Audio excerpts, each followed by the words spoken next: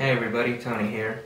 I'm going to make a top 3 video today. Actually, it's not even a top 3 video, it's just the 3 pedals that I think every guitar player should have, regardless of, your playing style. Whether it's blues, jazz, country, rock, whatever. These are the pedals that will benefit everybody, I think. 2 of them go on your rig. 1 doesn't even make noise, so fancy that. And the other one I'll explain later. But for right now, 1 pedal that you should have, or that I think everybody should have, is a tuner. And I'm not talking about your crummy clip-on tuners or your Korg tuner. I'm talking about a real steel pedal, man, that goes on your pedal board. Like, for example, a Boss chromatic. That's the one I see on everybody's rig for the most part. It's tough, it's built like a tank, and it's easy to use, okay? All you gotta do, so when you want to tune, click on there, and it'll shut everything off. You don't even have to touch your volume knob. It'll shut everything off, and you can tune, and when you're ready, just click it again, and you're ready to play. This is a preference of mine, but if you... I think it's tacky when people leave their clip-on tuners on the headstock. I just think that's the tackiest thing ever. Especially when they have it on and with the display towards the audience, and then when they're playing, you see the tuner going berserk, changing colors and all this shit, and you see the little indicator going from side to side, and you see the letters going, E, G, G sharp, A, you see it's just all this stuff going on. It's tacky, okay? Take your crap, take it off, and just get yourself a pedal tuner. The same thing with the Korg, okay? It's a good thing to be efficient, Like I said, with the Boss pedal, for example, or for any of those pedals, you just click it on and tune, click it off, and you're done. You take up too much time trying to put the amp on standby, taking it off, putting it in the Korg tuner, tuning, taking it off, putting it back in, or fiddling around with your clip-on tuner. Just do yourself a favor, get the tuner. Okay, there's plenty out there, but Boss, like I said, is the Boss chromatic, which is the white one. That's the one I see on everyone's rig, for the most part.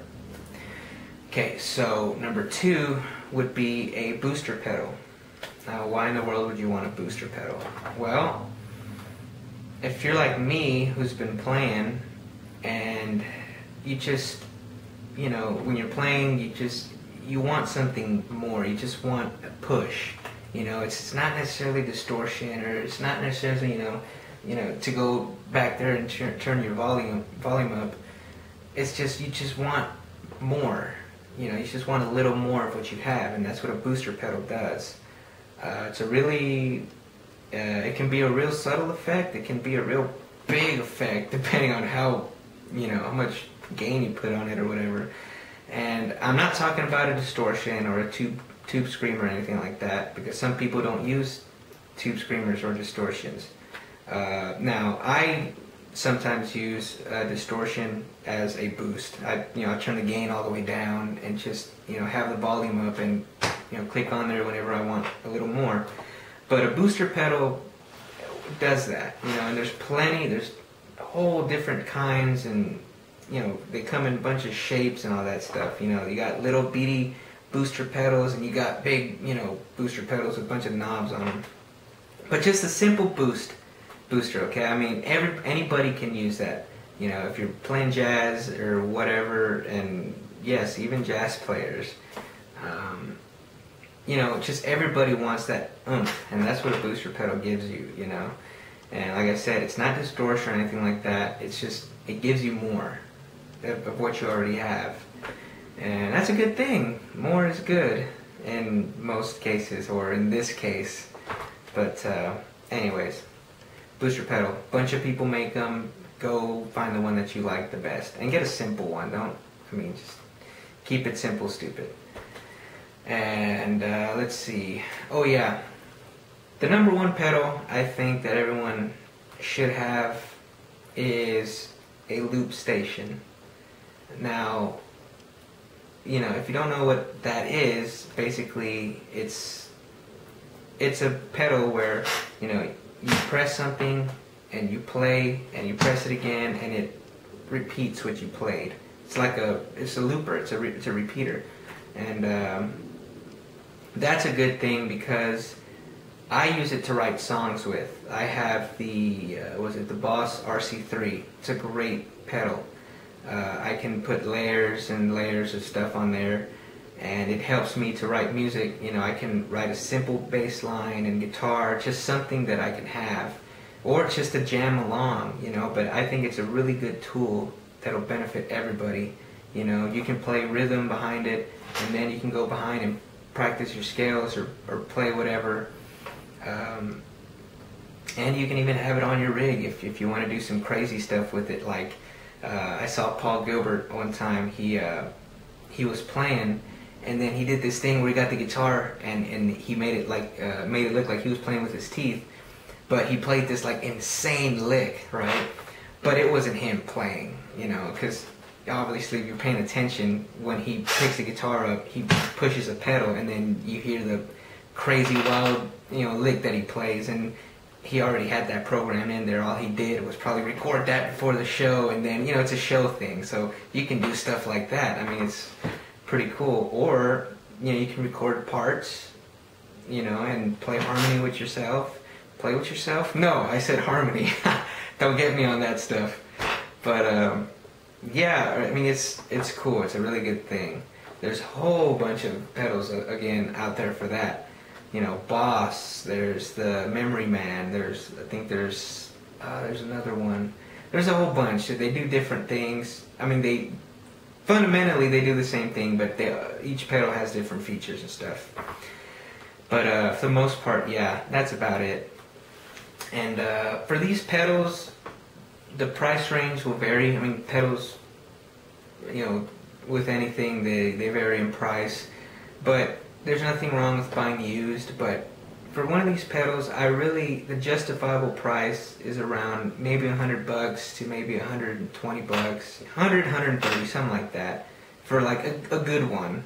You know, but like I said, you can buy it used. There's other pedals out there by boutique makers that are like $200 or $250 to $300, which I don't see any reason to pay that much for those kind of pedals. But like I said, yeah, used, that's fine. And there's probably some brands that you recognize, and you can buy those used. So, anyways, that's pretty much my whole deal on it. Maybe, like I said, I try to pick 3 pedals that everyone could benefit from. I wasn't gonna pick distortion or just crazy effects like that because certain people don't use that. But I believe everybody can make use of a loop pedal, a booster pedal, and a tuner that goes on the floor, not clip-on. It's a great thing. I was kind of on the fence. I don't have one, but I know a lot of people use them, and well, if I say this, then it's not going to be a top 3 anymore, or not even a top 3. I keep saying top 3, Jesus. But oh hell, I'll just throw it in there. A compressor pedal, you know, some sort of compression pedal, like a Boss. I'm going again. A compression sustainer. There's a whole bunch of uses for that. Yeah, like I said, it's iffy with the compressor because some people, you'll have, you know, one side, you know, oh dude, everyone uses it, and then on the other side, you know, you have people like, why the hell would I want a compressor? So it's kind of one of those things, you know. If you like a compressor, that's cool. If you don't, you know. But the reason I didn't throw it in there again is because, like I said, not everybody would want to use one. But a compressor's a great thing too for evening out your sound. But anyways, this video's gone on long enough. See you guys later. Tell me what you think. Did you like my pedal choices? Did you hate them? All that stuff. Do you hate me? Just tell me all that in the comments, and yeah, I'll see you guys later. Bye.